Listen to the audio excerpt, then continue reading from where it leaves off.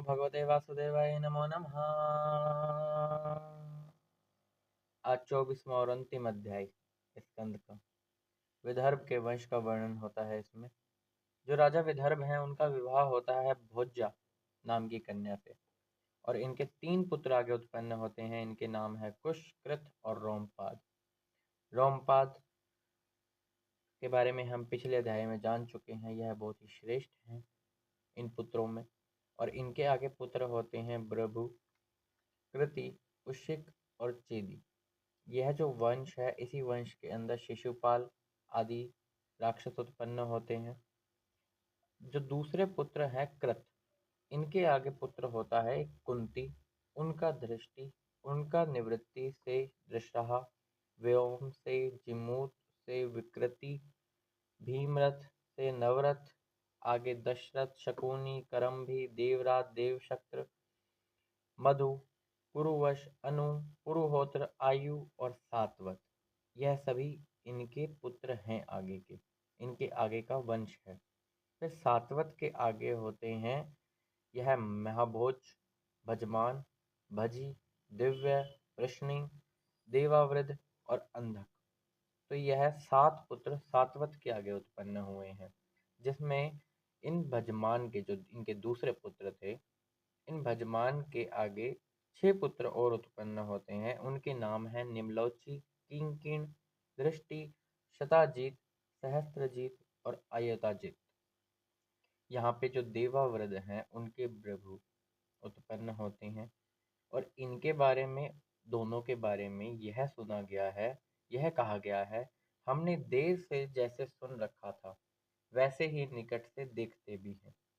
तो यह क्या दर्शाता है कि यहाँ पर जो ये दोनों हैं, इनमें देवावृद्ध जो है देवताओं के समान है, और जो इनके पुत्र हैं वह मनुष्यों में सबसे श्रेष्ठ हैं, क्योंकि उन्होंने इनसे उपदेश लिया था, और 14,065 वर्ष तक यह धरती पर रहे थे, और मनुष्यों के परम पद को इन्होंने प्राप्त किया था, जो कि इतनी थे। इसके बाद वृषणी, वृषणी के पुत्र होते हैं सौमित्र, युधाजीत, युधाजीत के शिनी, सत्यक, और फिर उनके आगे ययुधान, जय, कुणी और उनके युगुंधर। यथाजीत के अनमित्र होते हैं, उनके निम्न होते हैं। निम्न के 2 पुत्र होते हैं प्रसेन और सतराज। अनमित्र का एक और पुत्र होता है जो है वृषणी। वृषणी के बारे में जानते हैं। इनके 2 पुत्र हुए शवफल्क और चित्ररथ। शवफल्क का विवाह होता है गांधिनी के साथ। जिनके 13 पुत्र आगे उत्पन्न हुए अक्रूर, आसंग, सारमय, मृदुर, मृदुविद, गिरि, धर्मवृद, सुकर्मा, क्षत्रोपेश, अरिमर्दन, शत्रुघ्न, गंधमादन, प्रतिबाहु, और एक इनकी बहन होती है जिसका नाम है सुचीरा।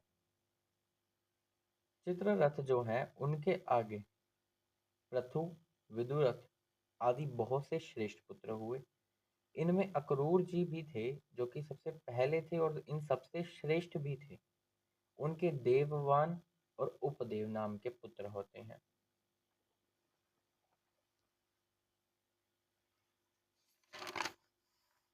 आगे सातवत के वंश के बारे में जानते हैं। जो सातवत है उनके पुत्र होते हैं आगे अंधक। अंधक के आगे 4 पुत्र हुए, जिनके नाम है कुकुर, भजमान, शुचि और कम्बलब्रही। कुकुर का जो आगे वंश है उनके वहीन, उनके विलोमा, उनके कपोतरोमा, अनु, अंधक, दुंदुभि, अरिगोत, पुनर्वसु, आहु और आहु की। यह जो 2 पुत्र हैं यह पुनर्वसु के हैं, और यह इनका वंश आगे बढ़ रहा है। आहु के 2 पुत्र होते हैं, देवक और उग्रसेन। देवक के 4 पुत्र और 7 बहनें होती हैं, जिनके नाम हैं ये। जो 4 पुत्र हैं वह तो हैं देववान, उपदेव, सुदेव और देववर्धन। और जो इनकी 7 बहनें हैं वह हैं धृतदेवा, शांतिदेवा, उपदेवा, श्रीदेवा, देवरक्षता, सहदेवा और देवकी। ये जो 7 की 7 कन्याएं देवक की उत्पन्न हुई हैं, जो कि सातवत के वंश से चलता आ रहा है, इन सबके साथ विवाह करते हैं वासुदेव जी। उग्रसेन के 9 लड़के, जिनमें एक का नाम कंस, फिर सुनामा, न्यग्रोध, कंक, शंकु, सुहु, राष्ट्रपाल, सृष्टि और तुष्टिमान। उग्रसेन की 5 कन्याएं भी थी, कंसा, कंसवती, कंका, शुरभु और राष्ट्रपालिका। इनका विवाह देवभाग आदि वासुदेव के जो छोटे भाई होते हैं उनके साथ होता है। और वो भी कौन है, उनके बारे में जानिए जो छोटे भाई हैं। उससे पूर्व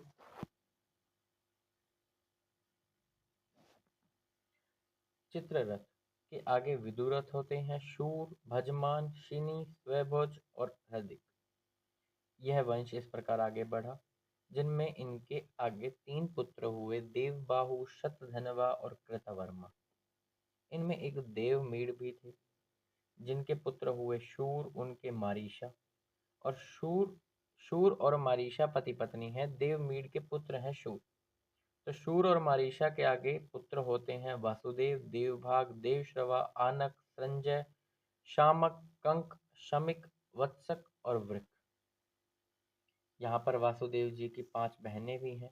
प्रथा प्रथा का ही नाम कुंती है, श्रुतदेवा, श्रुतकीर्ति, श्रुतश्रवा, राजा आदि देवी। अब यहाँ पर जो कुंती हैं उनके बारे में जानिए। उससे पूर्व ये जो वासुदेव हैं ये वही वासुदेव हैं जो भगवान श्री कृष्ण के पिता हैं। और इनकी जो जैसे वंश आगे बढ़ा, इनकी एक कन्या थी वासुदेव जी की प्रथा, जो कि कुंती है। अब कुंती को इन्होंने अपने एक मित्र कुंती भोज को गोद दे दिया। कारण यह था कि इनकी कोई कन्या थी नहीं और ये दोनों मित्र थे, तो अपनी सबसे बड़ी कन्या प्रथा को गोद दे दिया इन्होंने इनको। वह धीरे धीरे पली बड़ी बड़ी हुई। उसने दुर्वासा ऋषि जी से विद्या सीखी, और वो विद्या एक ऐसी विद्या थी जिससे कि देवताओं को अपने पास बुला सकते हैं। अब उसने क्या किया कि देवताओं को कि वो आते भी हैं कि नहीं, यह जानने के लिए उस विद्या का प्रयोग कर डाला, और वो भी सूर्य देव जी पर। अब सूर्य देव प्रकट हुए, वहां पर वह घबरा गई कि अब मैं क्या करूं, कंफ्यूज हो गई। लेकिन सूर्यदेव कहते कि मेरा आना व्यर्थ नहीं हो सकता, क्योंकि कुंती ने ऐसा कहा कि मैं तो सिर्फ विद्या का प्रयोग करके देख रही थी कि देवता लोग आते भी हैं कि नहीं, और वो तो सच में प्रकट हुए। और सूर्यदेव ने कहा मेरा आना व्यर्थ नहीं हो सकता, तो तुम्हें एक पुत्र की प्राप्ति होगी मेरे द्वारा, और मैं अवश्य ही इस बात का ध्यान रखूंगा कि तुम्हारी योनि इससे अशुद्ध ना हो। समय व्यतीत होता है, उनको एक पुत्र की प्राप्ति होती है, लेकिन लोक निंदा, लोकापवाद से डर के कारण वह अपने पुत्र को जल में बहा देती है, नदी में बहा देती है, किसी पिटारी पर रखकर। प्रथा, जो कि कुंती है, का विवाह इनके परदादा पांडु से होता है फिर, जो कि सुखदेव जी राजा परीक्षित को कथा सुना रहे हैं। उनके दादा परदादा पांडु, उनके साथ इनका विवाह हुआ।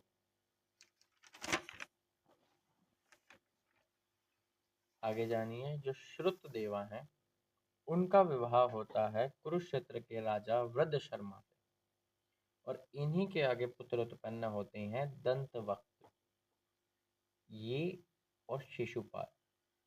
ये दोनों वही जय और विजय हैं, जो कि सनका आदि के श्राप के कारण इनको जन्म लेना पड़ा। इनमें ही वंश आगे बढ़े तो धृष्टकेतु का विवाह श्रुतकीर्ति से, राजा आदिदेवी का जयसेन से, और चेदीराज दमघोष का श्रुतश्रवा से, और इन दोनों से शिशुपाल का जन्म हुआ, और इन दोनों से दंतवक्त्र का, जो कि जय और विजय है, श्राप के कारण जिनको धरती पर आना पड़ा। वासुदेव जी की कई पत्नियां थी, उनमें रोहिणी से बलराम, गद, सारण, दुर्मद, विपुल, ध्रुव, कृत आदि पुत्र होते हैं। उन्हीं की पत्नी पौरवी भी होती है। भूत, सुभद्र, भद्रवाहा, दुर्मद और भद्र आदि कई पुत्र होते हैं। उन्हीं की पत्नी मदिरा भी होती है एक, जिनके नंद, उपनंद, कृतक, शूर आदि कई पुत्र होते हैं। इसी प्रकार इनकी और भी पत्नियां होती हैं जिनसे इनका वंश बहुत ही आगे तक बढ़ता है। और इन्हीं वासुदेव जी का विवाह जो कंस की बहन है देवकी, जो कि सबसे छोटी बहन है, उनके साथ होता है।